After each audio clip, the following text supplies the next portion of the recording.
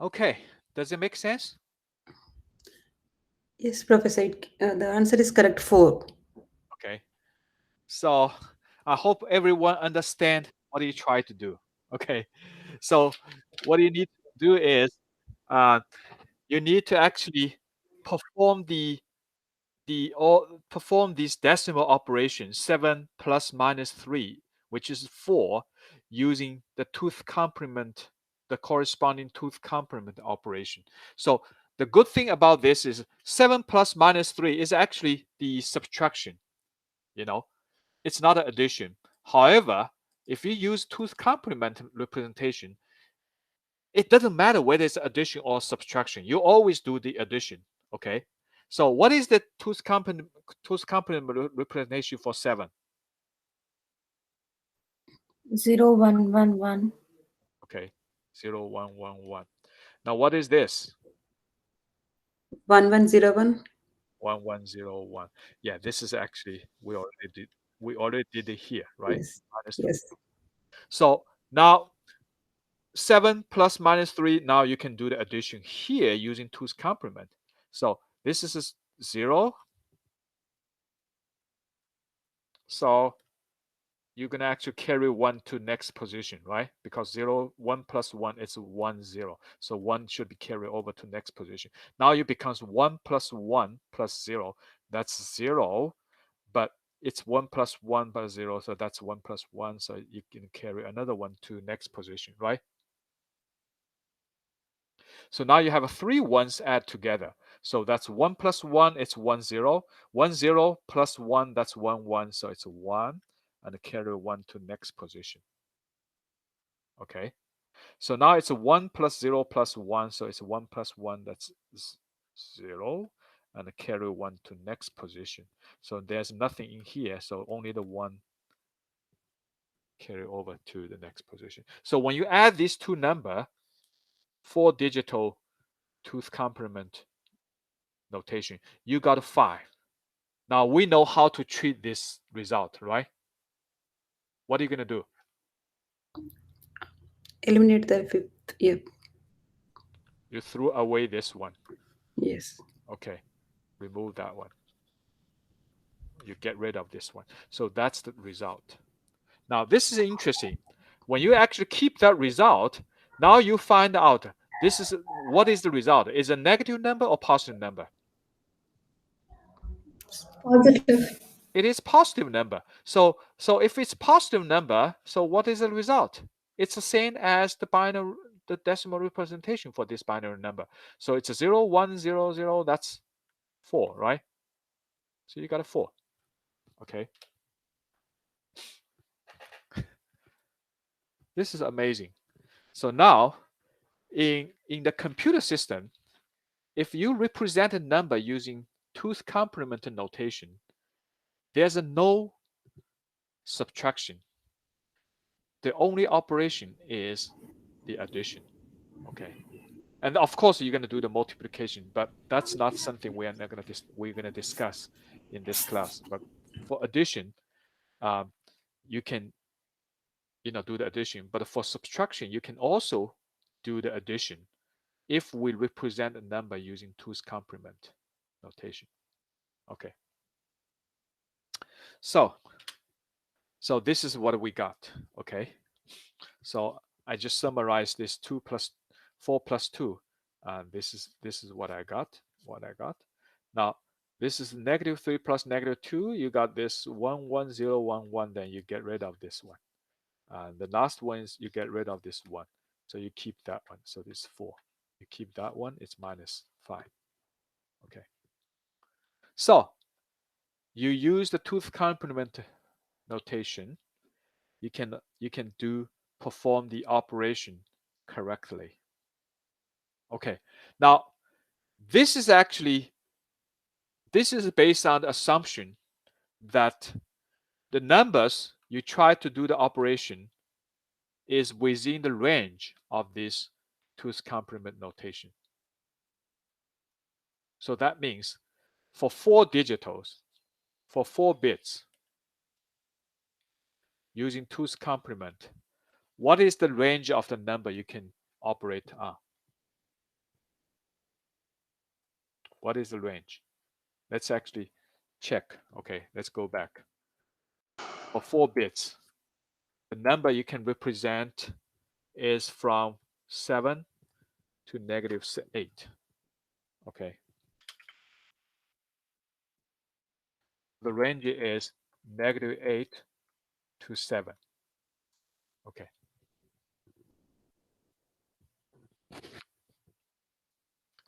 Now, what about if you are asked to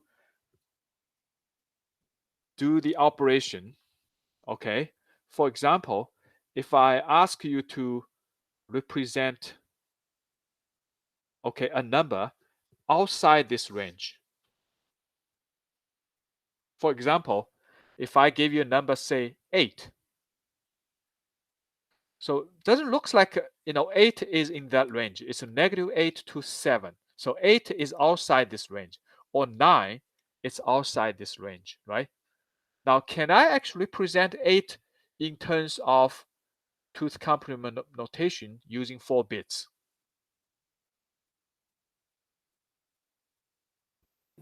No, we cannot keep the 0 at the front. We cannot. Why? Because if you try to do this, so 8 is a positive number, so you're going to actually convert 8 into a binary representation. So what's the binary representation for 8? 1000. That's not right, right? Because 1000 with 4 bits of two's complement notation, 100 has different interpretation.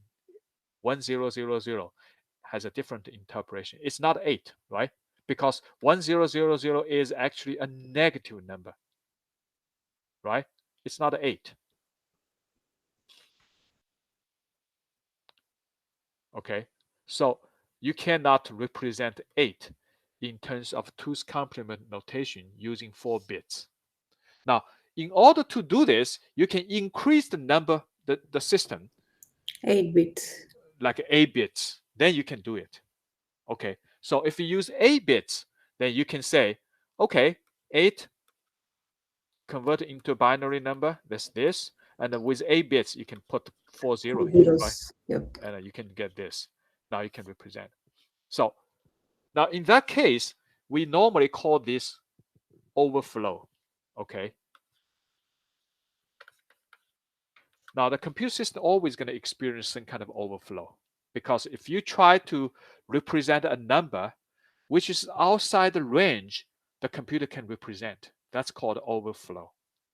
Okay. Now, how can we deal with the overflow? Actually, technically, there's no way you can deal with overflow. The only thing you can do is, if the computer only represents 8 bits, then don't represent number that you can represent outside this 8-bit range. Okay. Only actually work on the number within the range. Okay. Now, if you actually happen to have some kind of overflow, now you got a problem. Now, the one way you can change this is that if you can get a more powerful computer system, that you can actually increase the number of bits. Okay. For example, to represent the integer, you use 32 bits. So you can use the tooth complement system of 32 bits. You can actually represent a very big range of number. However, it's still limited number. If there's always number that it's big enough that it's outside this range. Now, then you can say, okay, I increased the system so I can represent tooth complement notation with 64 bits. Yes, then you can still represent the number, but even 64 bits has a limit. So there's always numbers you cannot represent using the computer system. Now, if the computer system, the limitation for the computer system is 32 bits, then if the number is big enough, then you cannot represent. That's called overflow. Okay. technically, there's no way you can deal with the overflow situation. Just make sure you don't actually ask the computer to do something, outside its capability.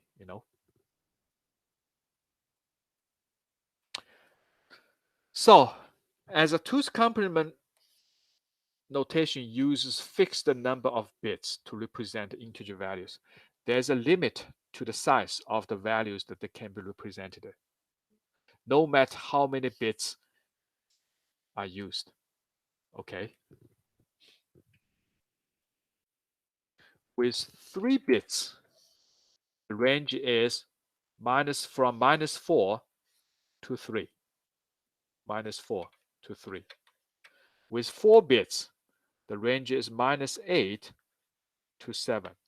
Now, what about the 5 bits? For 5 bits, what's the range you can represent?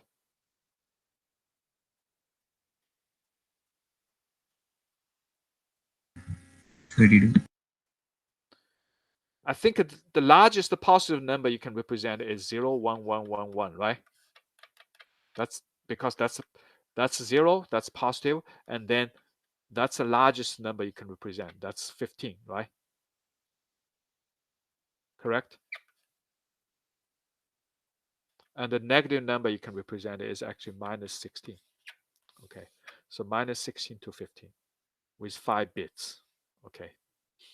Now with 6 bits, you can pretty much double that number. So you can represent 6 bits. You can represent from -32 to 31. 31. Okay. Yeah, that's always that range. So you can always increase the number of bits, but there's always a limitation. So so it is possible that a computation may produce a value that falls outside the range of values that can be represented. Now let's go back to the problem of 4 bits. Let's still use 4 bits. Okay, the tooth complement notation for 4 bits. So for example, you add 2 numbers, like a 6. 6 is okay, right? Yes. For 4 bits, because 4 bits, remember, it's from 8 to 7. -8 to 7, right? For 4 bits, it's -8 to 7. 6 is okay. And a 4 is okay, right? But you add 6 and 4, the result is 10. Now, the result is 10, which is outside this range. Now, this is going to cause an overflow.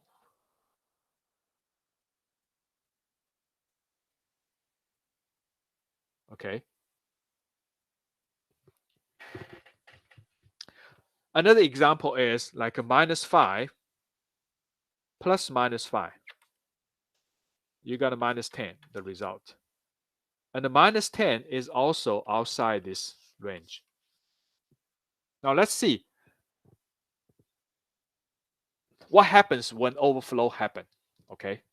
When overflow happens. Okay. So here is an example. These are 2 examples. 4 plus 5.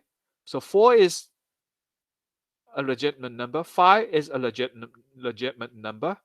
So 4 is 0, 1, 0, 0. 5 is 0, 1, 0, 1. When you add these 2 numbers, you got 1, 0, 1, 1, 0, 1. So you got this. Now, what does this give you? What does this show you? It's a negative number. It is a negative number, right? Because it's a tooth complement representation for 4 bits. So because the most significant bit is 1, so it is a negative number. So now what is the value? I know it's a negative. So I know that's not right because the answer should be 9, which is still positive. But if we use two's complement with 4 bits, then it just display as a negative number. Okay. So what is this number? So it's a negative, right? So it's a 1, 0, 0, 1. It's a negative. So to convert it to a decimal, so you're going to invert the number, right? First invert the number and then plus 1, right? So you got a 0, 1, 1, 1. So you got actually 7 because it's a negative. So it's negative 7. Okay. Now this is what's going to happen. If you try to do this on a computer system, if you try to add two numbers, add two integer numbers, okay. Now if the addition, the sum of these two numbers is outside the range of these the system can represent, that's called overflow.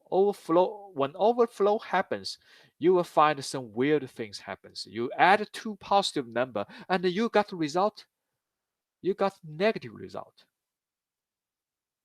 Now, don't be surprised. You say, wow, the computer is something wrong with the computer system. My computer system is weird. Now, your computer system has nothing wrong with it.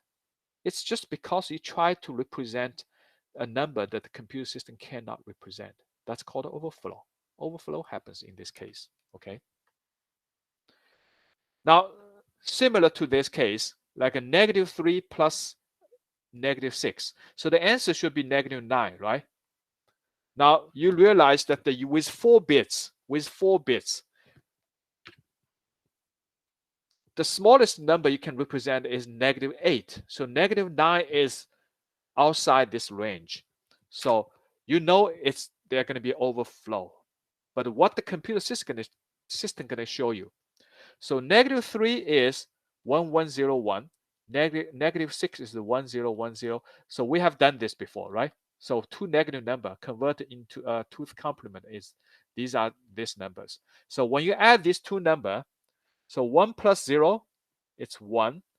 0 plus 1, it's 1. 1 plus 0, it's 1. And 1 plus 1, that's 1, 0. So you got 5 digitals, right? But you're working on the 4-bit two's complement system. So if you got 5 digitals, then what are you going to do? Throw away this number, right? So you keep that result, which is 0, 1, 1, 1. 0, 1, 1, 1 means it's a positive number. The value is 7. So now you add -3 plus -6. Now you got the result -7, which is not right. Okay. Now these are called overflow. Okay. Now overflow basically means that when adding two values in two's complement notation using certain fixed number of bits, and the result is outside the range that this number of two's complement can represent. Okay. This number of bits, the tooth complement of this number of bits can represent. That's called overflow. Now, one thing I want to be clear about is, now when you add two tooth complement representation and the result is 5 digitals. Now, so even with a tooth complement system of 4 bits, the addition give you 5 digitals, 5 bits.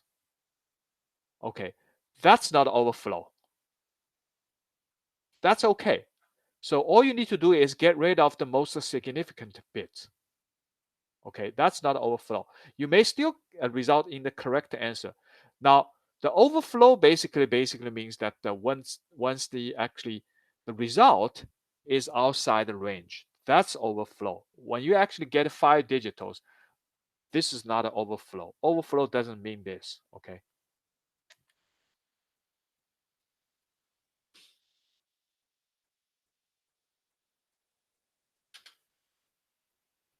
Okay.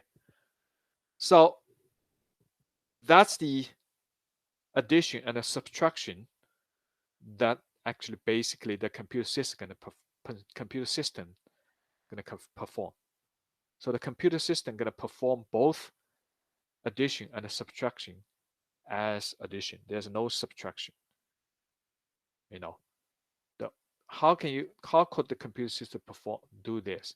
They use a two's complement notation. Okay, they use two's complement notation to represent both the positive number and negative number, and regardless it's an addition or subtraction, it's always doing the addition. Okay, as far as both number are within the range, the result is within the range that the tooth complement can represent, it should be okay. Okay, when the result is outside range, that's called overflow.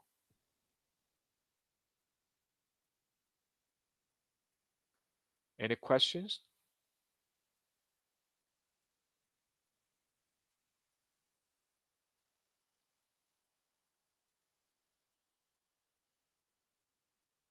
Okay, now that's the two's complement representation. So and its addition and the subtraction, these two operations. Okay. Now the next thing I'm gonna introduce is called hexadecimal notation. So I'm not gonna actually talk too much about hexadecimal notation, because if you are an engineer, okay, if you are an engineering student, then you know what does hexadecimal mean, right? Hexadecimal it's another numeric system. It's a base 16 numeric system. Okay. So now you know the binary is base 2. So that means you only use two symbols, 0 and 1.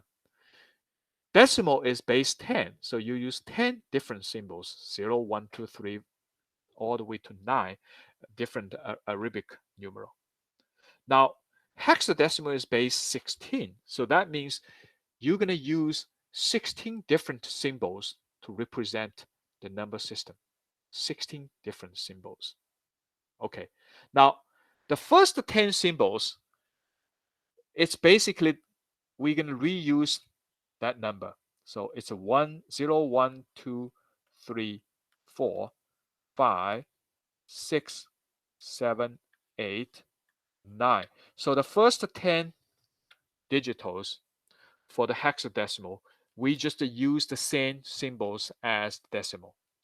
But starting from 11, because you're still allowed to use more symbols. So the 11 in hexadecimal, they use A.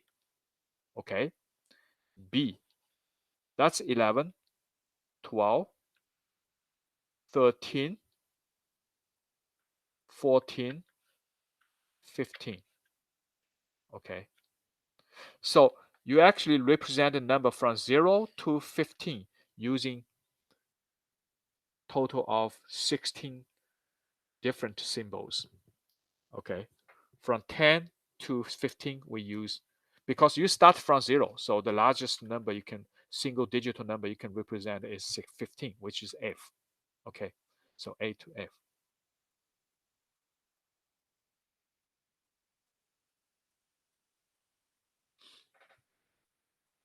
So hexadecimal is widely used in engineering. Okay. So sometimes we just use, hex to represent this. So hex is often used in digital electronics and computer engineering as shorthand for binary. Okay.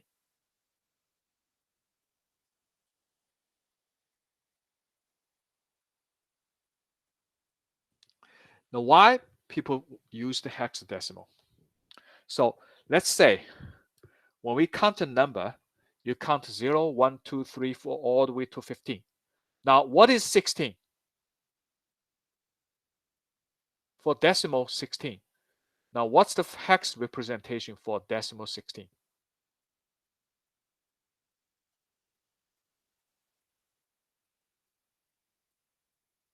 1, 0.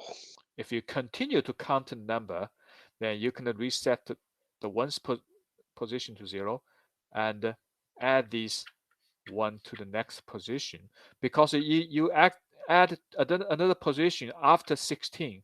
So that's called ones position and the 16th position. Okay, that's 16th position. Okay. So now here's the deal. So when you use binary, here's the decimal numbers. 0 to 9, 10, I use 1 0, 11, 12, 13, 14, 15. Now with hexadecimal, I use 1 to 10, 1 to 9, and 10 I use A, B, C, D, E, F.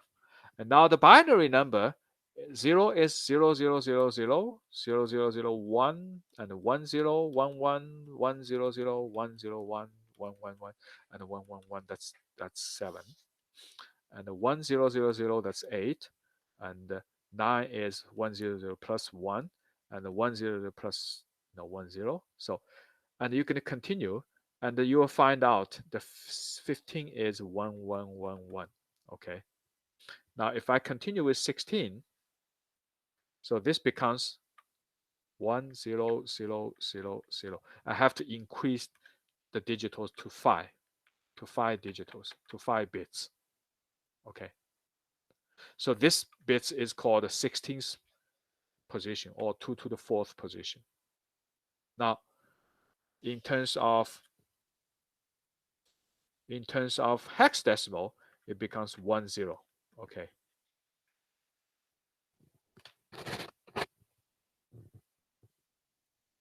So if you read the hexadecimal, you will actually find out that sometimes it's kind of strange, when you look at the number. You're gonna find out number like A. Okay, that's hexadecimal. A is 10, and another A is 10. Okay, or 1A, or B1, or C1, or FF. Okay, so these are hexadecimal, and also 1 0. So in hexadecimal, 1 0 is not 10, it's 16. Okay, remember that. Now, how can I convert between decimal and hexadecimal?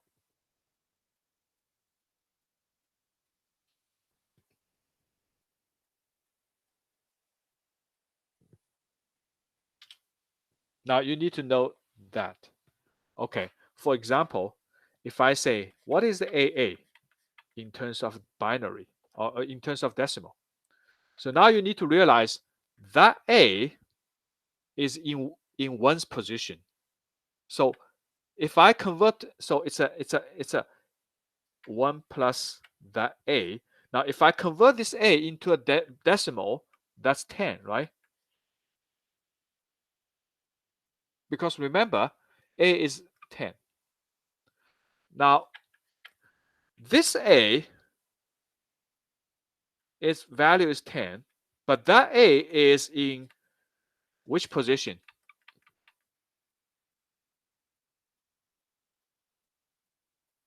That's 16. That's one's position, that's 16th position. So that's actually A times 16. So because that value is A, which is actually translated into a decimal, it's a 10. So AA is 10 times 16 plus 10 times 1. So it's actually 170. Okay.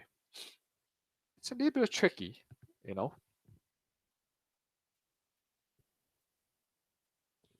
Now 1A. So that's 1 times 16 plus A times 1. The A is 10. 10 times 1. So it's actually 26. Okay. Now, you can always do this, convert between binary, or convert between decimal and hexadecimal. But the reason people introduce the hexadecimal is because it's so easy to convert between hexadecimal and the binary numbers. Okay. Now, here's how. Now, if you look at this table, So then you find out for every one single digital hexadecimal, there's always a corresponding 4-bit binary numbers. Okay, now this is actually very interesting because now if you have a number like a hexadecimal number AA, now you can easily translate into a binary number. Just remember what's the mapping between A and the binary 4-digital binary number. So let's see. A, it's a 1010.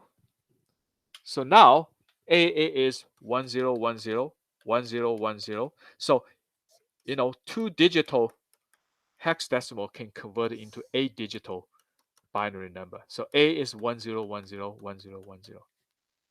Okay.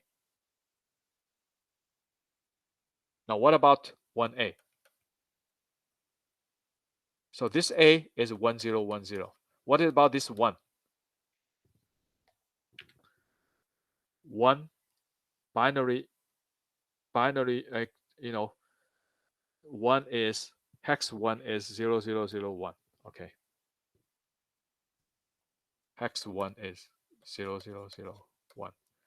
So actually it's a 1A. Or you can get rid of this. It's just 11010. Okay. So that's this. This 3 doesn't play any role in there. Let me tell you what is for example, what is F? FF. 15. FF.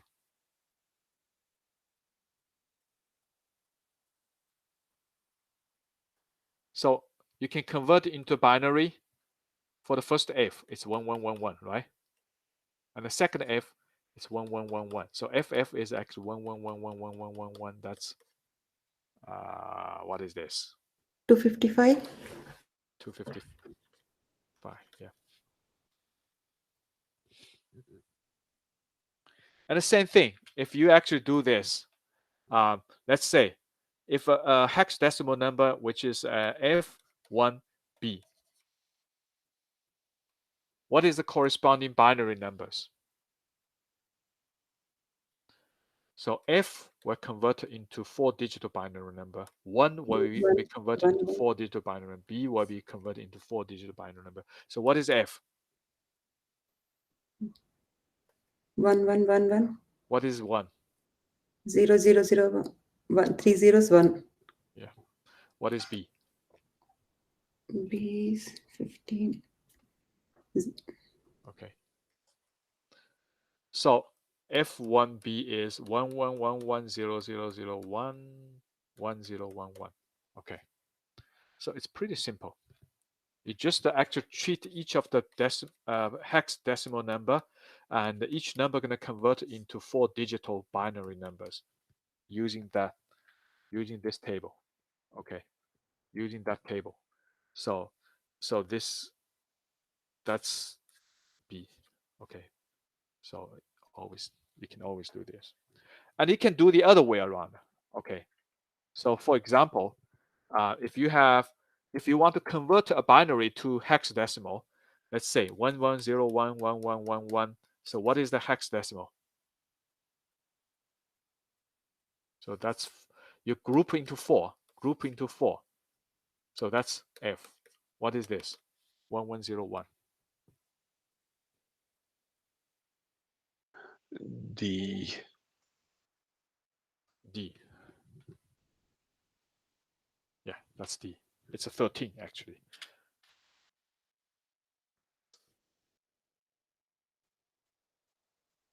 Okay. Now what about the decimal number like 110111? What is the hexadecimal?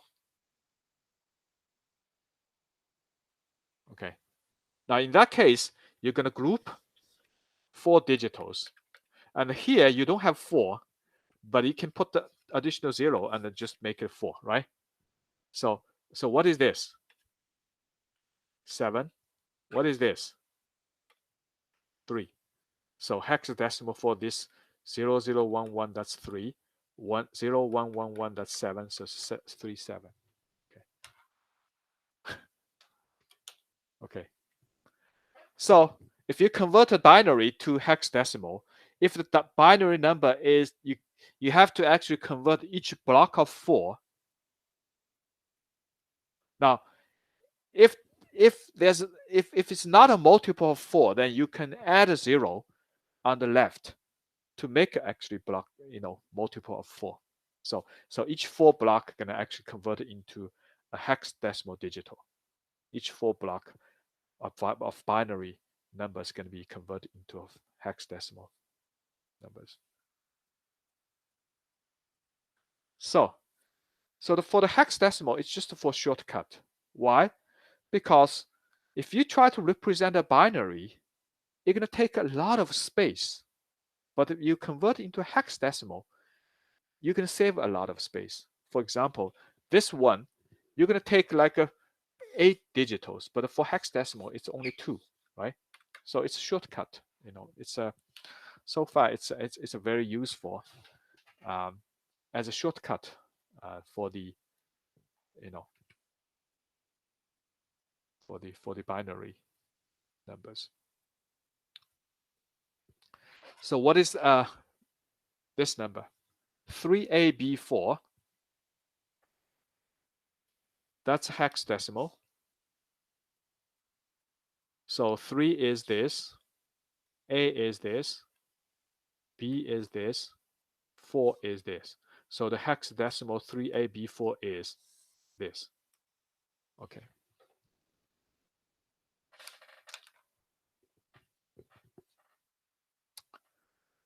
Okay, I think that's pretty much all for today. For actually module 4, and we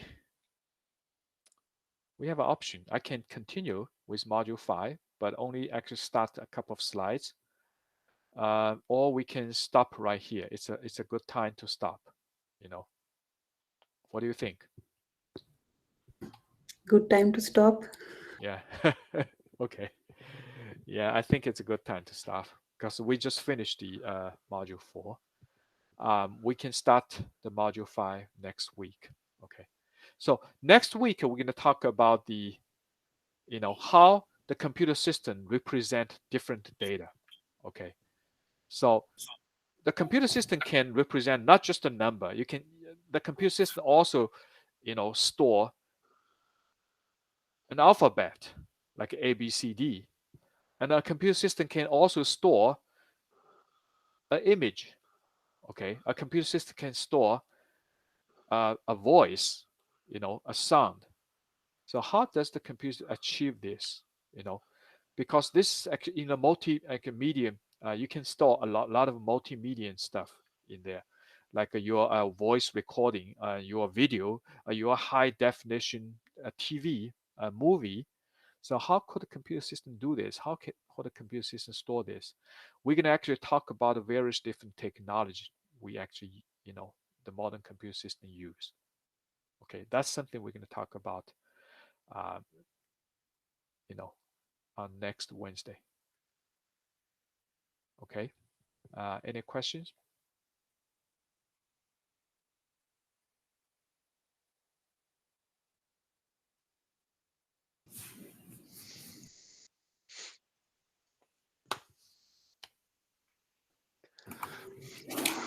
Okay, so if I don't hear anything, then I'm gonna say,